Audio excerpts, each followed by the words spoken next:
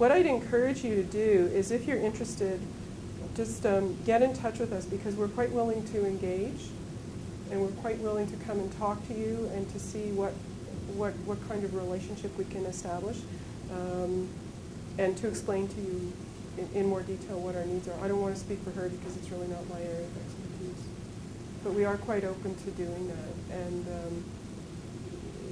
it's often helpful if you just have just a half an hour conversation. You can say, well, are you interested in this? And we can say, well, sort of, but not really, here's why. And a lot of it comes back to what levers do we have to influence outcomes writ large, be they foreign policy strategic outcomes, be they what people do here. There's some research going on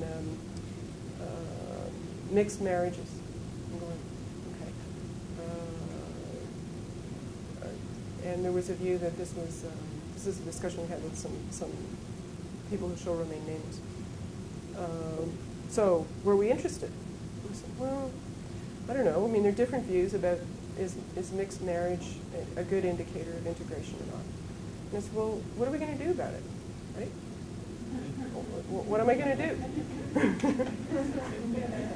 So I might be interested in the topic, but I mean, what am I going to do? Go to the minister and say, it'd be a really good idea if? So those are the kinds of, and when you're sitting in a government department, those are the kinds of considerations that you take into account. That's not to say that it's not an interesting research topic for academics, and it's not something that we want to look at. It's just that I'm less interested because I don't know what policy advice I'd give on that. And there's a lot more knowledge of immigration and immigration policy, I think maybe because it's more important. But we're also happy. One of the things that I like to do is come and talk particularly to undergraduate and graduate classes and just have this kind of discussion with them, and then they can probe and ask questions.